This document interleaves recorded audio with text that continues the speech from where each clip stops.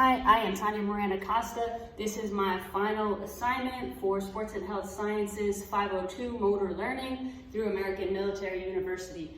For today's assignment, I'm going to be demonstrating how applying freezing the degrees of freedom when learning how to perform a handstand push-up. Our main teaching objectives today is going to be the seated dumbbell press, box handstand push-up, handstand hold and kick-ups, and then finally we will end with an ab mat handstand push-up, which will have a reduced range of motion since this is going to be for a novice learner. So first thing I will do is just demonstrate what a handstand push-up is.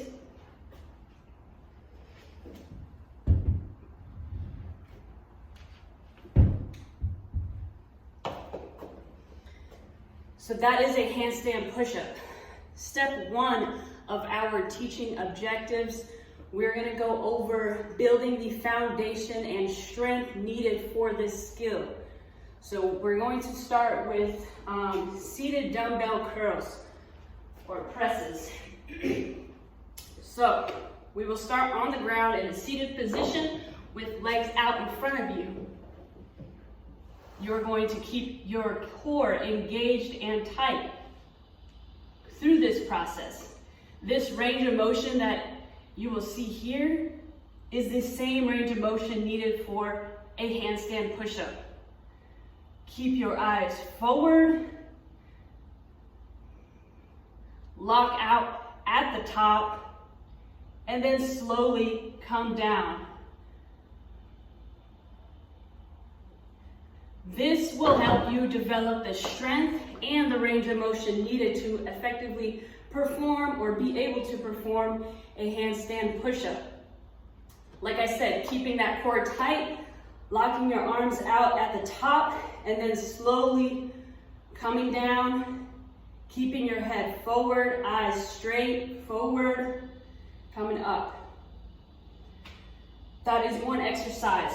Performing a few sets with maybe 10 to 12 repetitions of this will help you once again develop the strength that you need and that range of motion. The second main teaching objective is going to be box handstand push-ups. So we will not be going to the wall just yet. We want to develop some strength, range of motion, familiarity, and then this is what is going to help you actually get used to being upside down, if you will. So with the box handstand push-up, you want to start out with your hands as far out as you can, your feet on a box. I recommend putting this up against the wall so that you do not have the box fall on you. So you're all the way out. You're going to walk your hands in. As you do that, your head is looking towards the box. The objective here is to get your body as vertical as you can.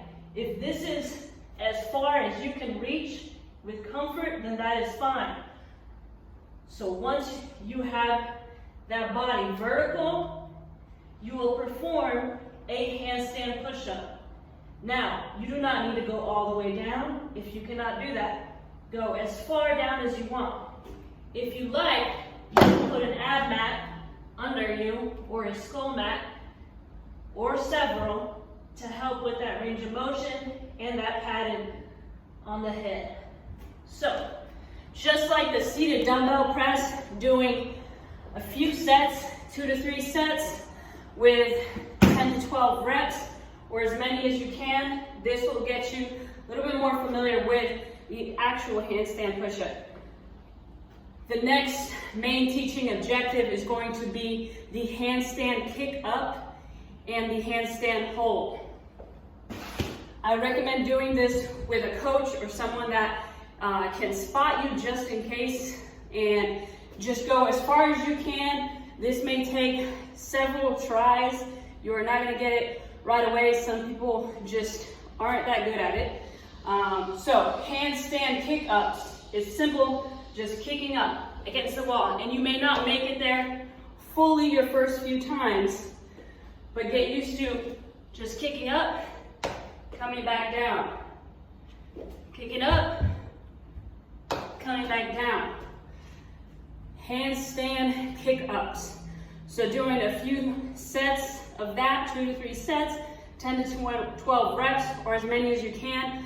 That is going to help you get in that handstand position. Once you have that locked, then practice the handstand holds. This is going to be one that I highly recommend having a coach or someone else there to maybe hold your feet up, help you get in that inverted position, and just holding your feet up, and you're just going to hold, just like it sounds. It's going to be a handstand hold, so I will demonstrate that. Your eyes are forward, just like in the box handstand push-ups. You're not looking down, you're not looking to the sides, you're looking forward. You're keeping your core engaged. Now, the muscles that are being used when you're performing handstand hold, handstand push-up, dumbbell presses, box handstand push-ups, those are going to be your shoulders and back, specifically your deltoids, mainly the lateral and interior parts of your deltoids, the pectorals, major and minor, the triceps, the back extensor, traps, and of course, I keep mentioning the core muscles. That is for stability. If you're not using those core muscles, you're not going to have the stability to stay in that position, whether it's on the wall, on the box, even with the dumbbells. You're going to find a lot of difficulty on the rest of your muscles. It is not going to work. So we went over step 1, seated dumbbell press. Step 2 is where we talked about the practicing of the key components, the kick-ups and the handstand holds. Step 3 is piecing everything together, which is where we're gonna start to introduce the actual handstand push-up with an ab mat. Now, if you do not feel comfortable performing that yet with one ab mat, then put 2 to 3 ab mats. And do not worry about going all the way down, just whatever range of motion you can reach. I'm going to demonstrate it with one ab mat.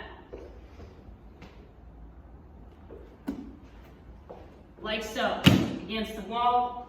Like I said, you can pile 2 to 3. You're gonna do that handstand kick up, hold, you're gonna come down, do the handstand push up. I will demonstrate that now.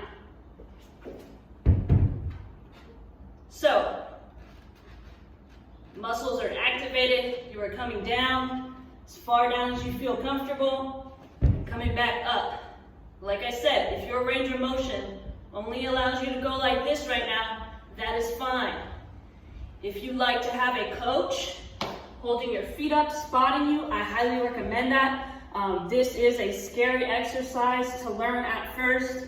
If you are not used to being upside down, which most of us are not, that is step 3 of learning how to perform the handstand push-up, where we're piecing everything together.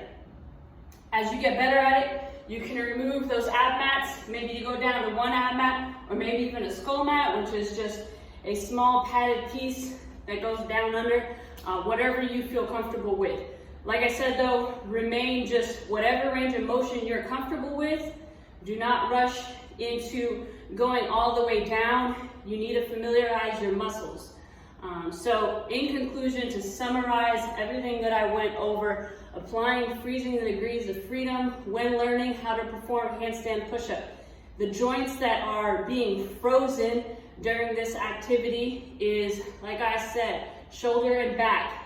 Specifically your deltoids, mainly the interior and lateral, your pectorals, major and minor, triceps, back extensor, trapezius, and your core muscles. So as you're working on the dumbbell press, seated dumbbell press, box handstand push-ups, handstand hold, and kick-ups, all of these muscles are being worked and frozen during each set of these workouts, okay? Or techniques, if you will. That is my presentation. I hope that you took something away from it. If you have any questions, just please comment below. Give me some feedback. Let me know. I can clarify whatever you need. Thank you for watching and listening.